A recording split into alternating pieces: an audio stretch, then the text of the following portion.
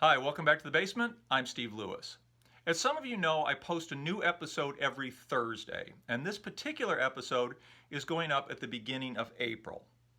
For those of us in the upper reaches of the Northern Hemisphere, we're coming out of a particularly long, cold, lonely winter. April is a very auspicious time, so with that in mind, I'm in a celebratory mood. Let's kick off the month of April by looking at some of the rarest of the rare, the super obscure Beach Boy releases that almost nobody knows about. Of course, when the Beach Boys' recording career began and they were singing about surfing, there was a fear that the Beach Boys' appeal would always be limited to places with coastlines where surfing was known and enjoyed. Brian Wilson, of course, compensated this very successfully by recording Surfin' USA. Everybody had an ocean across the USA, trying to broaden the appeal to landlocked parts of the country. But it was soon realized that most of the people listening to Beach Boy records were not in fact surfers or really even interested in surfing. In fact, a lot of them were not very strong swimmers anyway.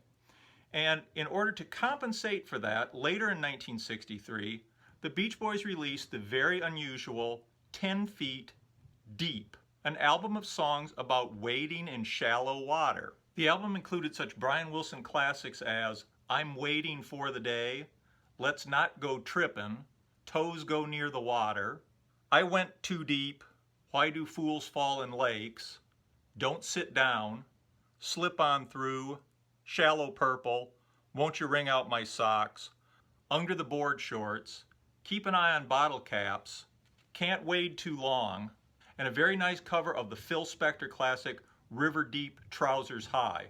It also included a nod to winter wading called Wouldn't It Be Ice. The next rare Beach Boy album I'd like to talk about comes from 1965, a full 2 years before the release of his album The Many Moods of Murray Wilson.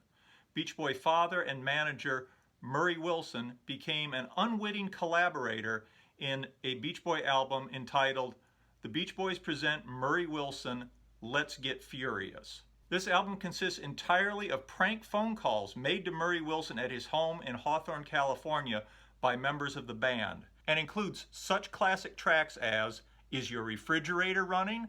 This is the phone company. We're testing your line. Do you have Prince Albert in a can? Hello, bowling alley?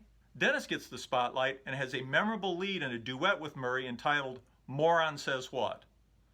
Murray ends the album almost like an early Who concert in which an enraged Murray smashes his phone receiver into a million pieces. It's truly one of the most strange and obscure releases in the Beach Boy catalog. Of course, we're all familiar with the 1966 hit album recorded live at a Beach Boy party.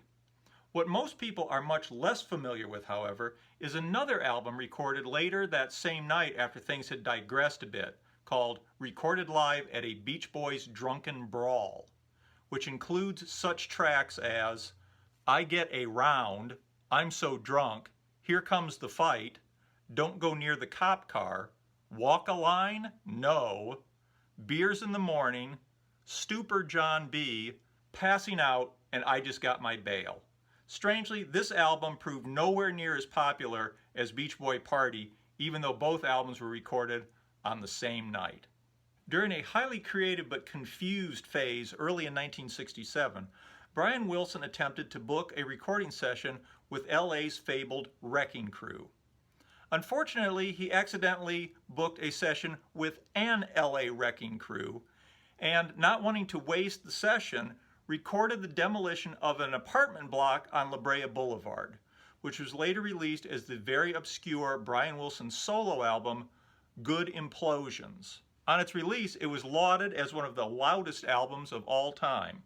It includes such tracks as Wake the World, Wall Breaks and Backhoe Driver, the House and House Wrecker Symphony, I Can't Possibly Hear Music, Decibels of Paris, Bulldozer with Big Daddy, Leveling This Town, Break a Wall, Brian's Backhoe, and Hauling Salvage Down the Highway.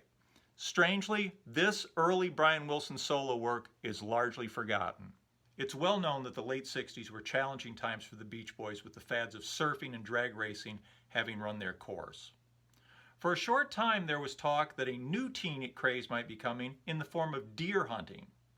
The Beach Boys capitalized on this craze with the release of their album Stack-O-Racks in 1967, which included such obscure Brian Wilson tracks as Shoot It Again, Bag Deer in the Morning, Little Buck, Put a Hole in That Deer's Brother, 10 Point of Our Love, Don't Talk, Put a Head on My Mantle, Doe You Remember, Fawn, Fawn, Fawn, and of course the hit, Salt Lick City. I don't know whether there's any truth to the long-held rumor that a pre-vegetarian Paul McCartney is munching on a venison burger in the background on one of the tracks, but deer hunting never really became a craze, and the Beach Boys quickly abandoned it and returned to recording their more normal fare. Moving on into the early 70s, the Beach Boys released their first album of car songs in over a decade. Of course, a lot had changed since 1963. It was no longer all about T-Birds and Stingrays and XKEs. Now it was about Vegas, Pintos, Gremlins, and Hornets. And the Beach Boys songs reflected this change on their album, Little Quad Pinto. It featured such mid-70s car songs as The Ballad of Old Rusty, Don't Break Down, Busy Getting Estimates, Keep an Eye on Oil Leaks, Rustin' Machine, Obsolescence, Johnny's Car Sucks, Help Me Bondo, Our Car's Crud, No Go Death Trap, and a tribute to the Ford Pinto and its exploding gas tank called Fire, Mrs. O'Leary's Car. Sadly, the album was no more memorable than the Cars, and it was quickly forgotten. I also wanted to talk about Brian Wilson's solo album, his 1989 foray into the folk music revival with his one and only full-on folk album, This Landy Is Your Landy. It reputedly sold 5 copies, one to a Eugene E. Landy, one to a Gene Landy, one to a Dr. Landy, one to a Dr. E. E. Landy, and one to Alexandra Morgan. I hope you've enjoyed this. We ran a little longer than I expected. If you didn't enjoy it, you can be consoled with the fact that April 1st will not fall on a Thursday again until the year 2027. Love to hear your comments. Thanks for watching. We'll be back to more normal fare next week. Have a great week. We'll see you then. Bye.